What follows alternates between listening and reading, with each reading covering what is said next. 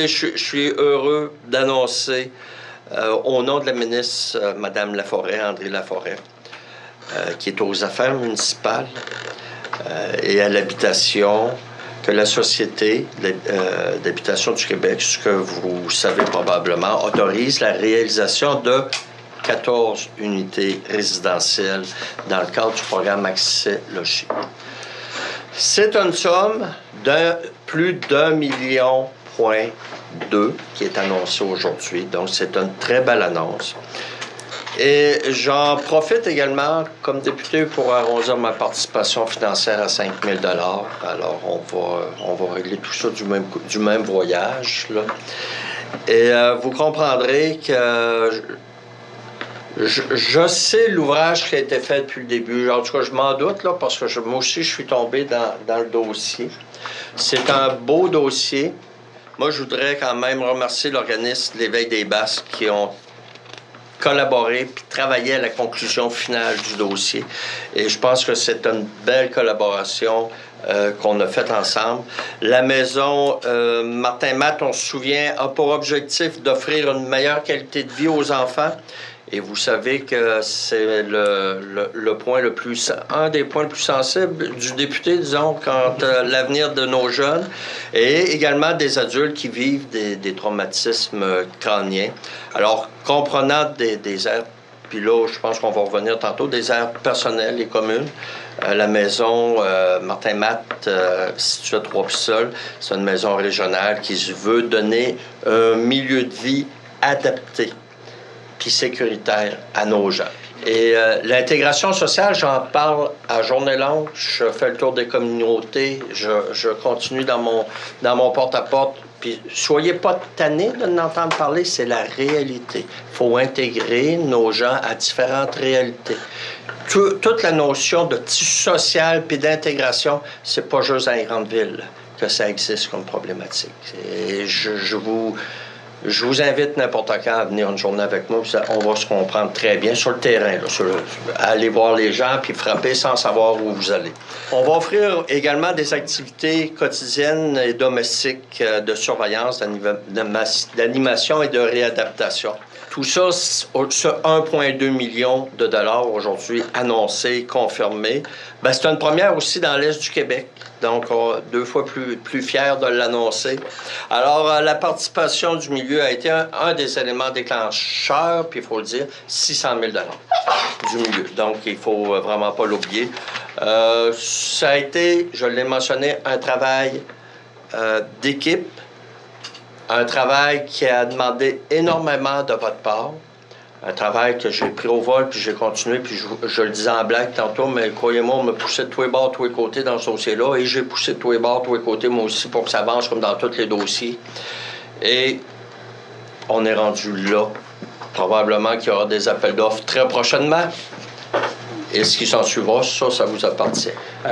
Moi, je suis pas de Trois-Pistoles, je suis pas une personne handicapée non plus, je suis d'adoption pour les deux, mais j'en ai fait une cause qui est importante pour moi. Je travaille à l'Association de personnes handicapées l'Éveil des Basques pour défendre les droits, mais aussi améliorer leur quotidien.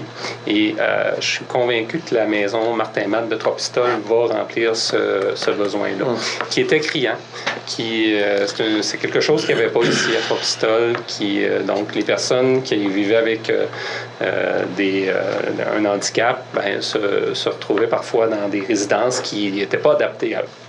Avec la maison Martin Matt, c'est ça qu'on veut répondre. On veut répondre aux besoins des gens, répondre aussi aux besoins de sécurité des familles en offrant la nourriture, mais une surveillance aussi 24 heures sur 24. Prochainement, on va accueillir enfin nos premiers résidents. Puis tout ça, ça aurait été difficilement accompli sans Marie-Ève Ouellette, qui a travaillé sur le projet depuis 2014, qui a été nommée chargée de projet à l'Éveil. Et depuis ce jour-là, ça a été la ressource importante de ce projet-là. Aujourd'hui, on finit avec le sourire parce qu'on va de l'avant enfin. Merci Marie-Ève pour tout le travail que tu as fait depuis 2014. Moi, je réalise, en fait, j'accompagne des groupes à travers le Bas-Saint-Laurent dans toutes les étapes de réalisation des dossiers d'habitation communautaire. Fait qu'on est derrière, on est les marionnettes derrière tous ces beaux projets-là. Fait qu'on accompagne nos groupes qui deviennent finalement des familles aussi pour nous.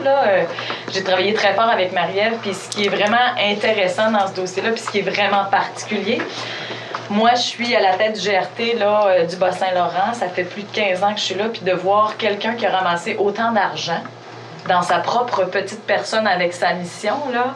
T'sais, on parlait tantôt de 600 000 $ de contribution du milieu, mais quand on regarde avec la ville puis tout ça, c'est près d'1 million de dollars que Marie-Ève est allée chercher. Moi, là, dans mes projets, habituellement, la pointe de tarte est différente que ça. T'sais. On sait qu'il y a eu, en fait, là, on sait que le programme Axélogie, on a de l'amour à y donner et tout ça, fait qu'il y a de la contribution du milieu de plus qui a fait qu'on a été capable de réaliser ce projet-là, mais un travail comme ça, je pense que c'est colossal, puis je pense qu'il faut vraiment, en fait, là, le souligner. Il nous manquait tellement de sous qu'on a dû abandonner l'appel d'offres, réfléchir, puis aller, tu sais, il nous manquait autour de, c'était un autre 500 600 000 qui nous manquait pour attacher les ficelles. Bien, Marie-Ève est partie chercher cet argent-là. Tu sais, je veux dire, on a réussi. C'est sûr que c'est les partenaires du milieu et tout ça, mais on a quand même réussi à boucler tout ça, retourner en appel d'offres dans une période vraiment plus favorable, qui est l'hiver. Puis enfin, d'ouvrir notre enveloppe puis de se dire, cette fois-ci, ça marche, tu sais. Fait que je trouve que c'est des grandes réalisations, c'est un grand moment. Des projets comme celui-là, effectivement, c'est un des seuls, en fait, dans l'Est du Québec. Bien, premièrement, une maison Martin-Matt, c'est la seule dans l'Est du Québec. Mais des projets comme ça, avec des partenaires de la santé, parce que vous comprendrez que cette clientèle-là, en fait, c'est des soins 24/7 que ça a besoin. Donc, c'est un gros partenaire. Il y a la SHQ, il y a tout le milieu, mais il y a la santé qui est attachée dans ce dossier-là. Et le GIAD aussi, en fait, qui offre les services, en fait. Mais des projets comme ça, il y a un besoin immense, en fait, partout au Québec. Les gens sont vraiment plus ou moins bien servis au niveau de l'habitation dans ces conditions-là. Puis je trouve que de ce projet-là, je pense que ça va peut-être faire naître d'autres projets aussi. Parce que je pense que le besoin, il est vraiment grand.